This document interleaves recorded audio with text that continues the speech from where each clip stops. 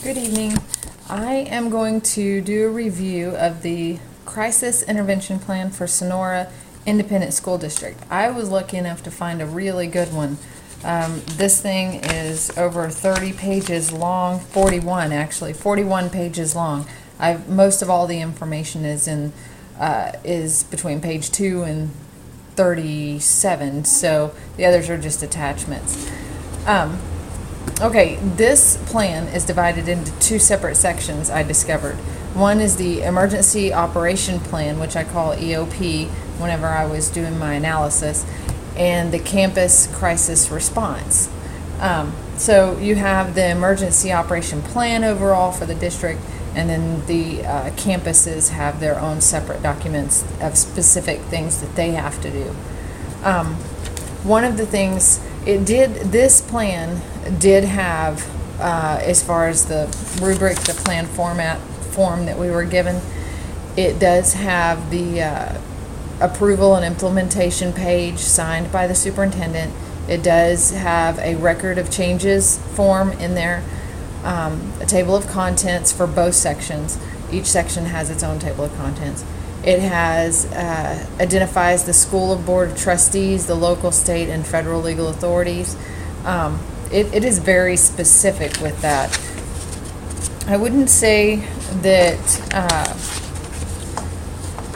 because it has most of the officers that it lists out weren't any of the federal legal authorities. So that piece it might not have had, it didn't have, but the school board of trustees and the superintendent and some of those officers, it lists specifically the superintendent, the public information officers, and there is 4 of them, the operations officer, 3 logistics officers, the 3 safety officers, a liaison officer, a planning officer, and a finance administration officer. This plan is very specific about their responsibilities. I was really surprised by how specific it was, and I appreciated it. It's one of the things that drew me to this crisis plan. I thought this was one of the most well-written of all of them. Even though and it had a purpose statement, it explained and defined the terms, the acronyms, so people could understand some of those things. I didn't see in a situation statement that it summarized the potential hazards facing the jurisdictions, including the likelihood of occurrence and estimated impact on school health and safety. I didn't see that piece in there in either one of the 2 forms put together, the 2 parts put together. It wasn't in any of them. Let's see. Also did not see anywhere mentioned the National Incident Management System. I never saw that in there. Never saw NIMS mentioned throughout the entire document. It did say OSCT, but that was for that acronym. I don't know if that would suffice for the NIMS, if that's what they would argue. That is their version and it does cover it. That would have to be a phone call. I don't know, but the NIMS system specifically, it never mentioned it. It did have the district's overall approach to emergency management. That was in the EOP section.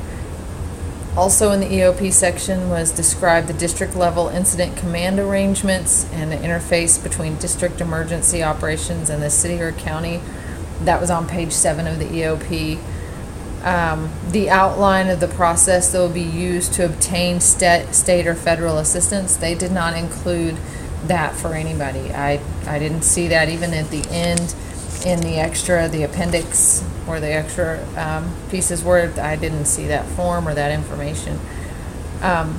It did summarize the emergency authorities of district officials. It also lists the actions to be taken by district staff, and the staff member specifics were very much so. Each person has a duties and responsibilities by position title at the top, and then it listed out And the superintendent's actually was very long, the commander superintendent. So you had, it was so specific, has the sole authority and responsibility for the management and resolution of school-related crisis, utilizing all available school system resources. The superintendent's was 2 pages long of things he has to do. The assistant superintendent administrator. This was the duties and the responsibility details were the most specific pieces in this whole document. So I was really impressed with that. And I noted that overall. I noted it throughout the document how specific it was.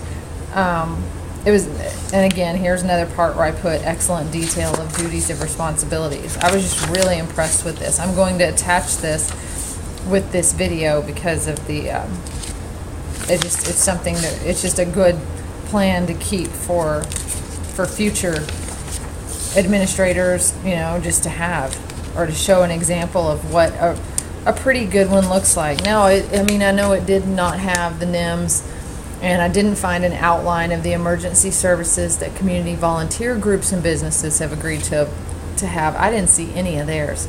So I don't know if maybe some of these, maybe they didn't feel comfortable to have them. I don't know. But one of the things that I had about this that I really liked about this was in the campus side plan, they had a media staging area that they even outlined.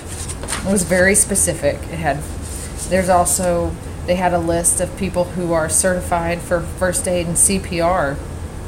It had the relocatable classrooms and had phone numbers, and they are about as ready as I've seen, because I don't even think the district that I work for has one this specific. Let's see. Yeah, there were just pages and pages of duties, on-site team crisis duties and responsibilities by position. One thing at the end that I noticed, they had a crisis preparedness checklist, and this checklist itself was 2 pages long, page 36 and 37. And it gave details of did the practice drill, and then it had questions right underneath it. Mental health needs recovery, questions underneath. Medical and special needs, questions underneath, and you had to answer yes or no for each one. And if it didn't have, like one of these questions was, has staff received crisis procedure training by the Department of Safety and Security? The answer was no. So my assumption is that would give them something to work towards, give them something that they're supposed to be working on. So for the most part, this was all, except for those pieces that I mentioned that weren't in there, everything else I saw in there. I was really impressed with the Sonora ISD. They really did a great job doing their crisis plan. So I'm going to keep this one, and I'm going to use it as a guide for the future for myself, if I'm on a team that develops these, because I just really, really impressed. So thank you for the opportunity, and I appreciate it. Good night.